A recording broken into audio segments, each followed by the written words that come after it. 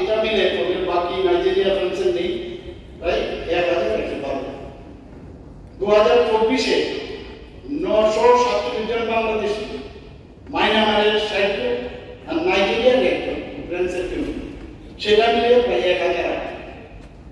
এবং এই 2025 থেকে যে আগস্ট মাসের 31 আগস্ট পর্যন্ত বাংলাদেশের 390, মায়ানমারের 16 জন, নাইজেরিয়ার 6 জন, এখানে ফ্রান্সের 4 জন, টোটাল 416। অর্থাৎ সব মিলিয়ে এই 3টা বছরে 3000 এখন এদের এই যে সংখ্যাটা, তার মধ্যে পুশব্যাকের বিষয় আছে, পুশব্যাকের আবার আইনগত কিছু সমস্যা থাকে, মানে পুশব্যাক শব্দটাও কিন্তু একটু সমস্যা।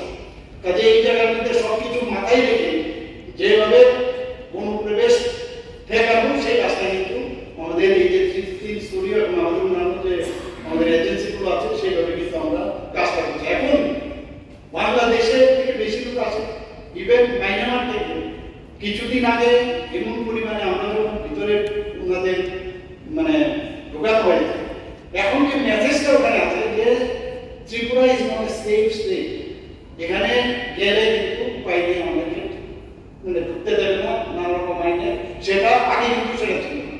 সেই মেসেজটা দেওয়াতে এখন কিন্তু একেবারেই সংখ্যা অনেকটা কম হয়ে গেছে। এখন পর্যন্ত এই যে নিজ নিজ দেশে রেফারেন্স পাঠিয়েছি যে আপনার অবৈধ অনুপ্রবেশকারী, আমি এয়ারওয়াইজ এবং কোন দেশের থেকে আমি এখানে আপনাদের সাথে রাখছি।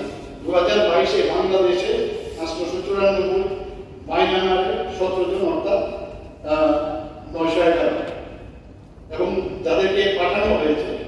এবং 2023-এ বাংলাদেশে 596, মায়ানমারের 657, এবং 2024-এ 676 বাংলাদেশে আর মায়ানমারের 14, অর্থাৎ 690, এবং 2025-এ 31 আগস্ট পর্যন্ত 441, মায়ানমারের 40, বাংলাদেশের 441, অর্থাৎ 481, অর্থাৎ টোটাল 2739 জন এখন পর্যন্ত তাদের যার যার দেশে এখানে পাঠানো হয়েছে।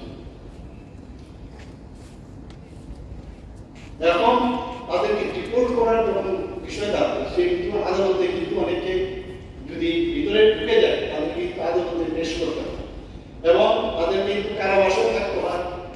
এবং সেখানে কারাবাসের পর বিদেশি নাগরিকদের আমাদের সমাজ কল্যাণ ও সমাজ শিক্ষা দপ্তরের অধীনে যে প্রত্যাবর্তনের যে বিষয়, সেটা কিন্তু যাওয়ার আগে, প্রত্যাবর্তন করার আগে সেখানে কিন্তু তাদের ডিটেনশন ক্যাম্পে রাখতে হয়। আমাদের এখানে ডিটেনশন ক্যাম্প যেটা আছে সেখানে মানে ডিটেনশন ক্যাম্পে রাখার পর তারপর কিন্তু পাঠানো একটা দীর্ঘ সময়, এই যে এতগুলো লোক আমরা পাঠালাম আর বাকি লোক, এই যে অফিসিয়াল প্রসিডিউরের কারণে সমস্যা হয়ে যায়। এর জন্য পুরো 100% কিন্তু হচ্ছে না, কারণ এটা ওই দেশে পাঠাতে হবে, তাদের পোর্টালে আবার দিতে হবে। তো তাতে করে আমাদের যে সাধারণ প্রশাসন আছে রাজ্য সরকারের পলিটিক্যাল, সেখানে ফরেনার রেজিস্ট্রেশন অফিসারের কাছে এই প্রত্যাবর্তনের অর্ডার পাঠানোর জন্য আমরা পাঠাতে হয় এবং আমরা কিন্তু চিঠিও দিয়েছি। বাংলাদেশের 2023-এর একজন, 2024-এ 38, 2024-এ 38 এবং 2025-এ 27, এবং উগান্ডা একজন, অর্থাৎ টোটাল 28 জন। আমরা 2025-এ 28 জন, 2024-এ 39 জন এবং 2023-এ 1।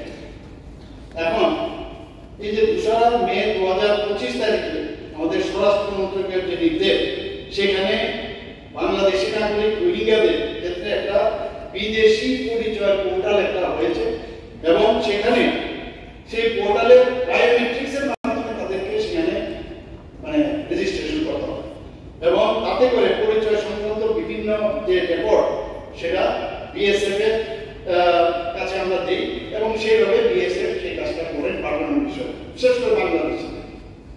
14 জুন 2025 থেকে 2043 জন যে foreigners identification portal, that is short form FI, তো সেখানে 2025 থেকে 14 জুন 243 জনের সেই পোর্টালে কিন্তু লিপিবদ্ধ হয়েছে এবং 4 জন বিদেশি, তারা কিন্তু নাবালক, এবং নাবালক হওয়ার কারণে বায়োমেট্রিক্স তাদের ধরা পড়ে না, মিলছে না তাদেরকে। তো এর 243 জনের মধ্যে 6 জন মায়ানমার, 1 জন ক্যামেরুন এবং 1 জন গিনি এবং বাকিরা বাংলাদেশি নাগরিক রয়েছে এবং সেই সেইভাবে এফআইপির মধ্যে রেজিস্ট্রেশন করা হয়েছে। 4 জন যারা নাবালক তাদের সে সম্ভব না। এখানে আমরা জানি যখন লুকআউট সার্কুলার একটা হয়, আমরা প্রায় জানি এই বিষয়টা আমরা জানি, সেখানে যে ইমিগ্রেশন চেক পয়েন্টগুলো আছে তার সেখানেও কিন্তু এই ব্যবস্থাপনা রয়েছে, যাতে করে সেখানে আমার পাসপোর্টটা দিলাম সাথে সাথে আপনার ভারতবর্ষে চলে আসুন, সেই ব্যবস্থা নেই। তার জন্য কতগুলো ব্যবস্থা আছে যে কগনিজেবল অফেন্স আন্ডার পেনাল ল, সেটা দিলেই কিন্তু সেখানে চলে আসে, তাহলে ওকে দিতে হবে। Risk of evasion or non-cooperation, economic or strategic interest of India, like banned from visa violation, তাছাড়া court orders or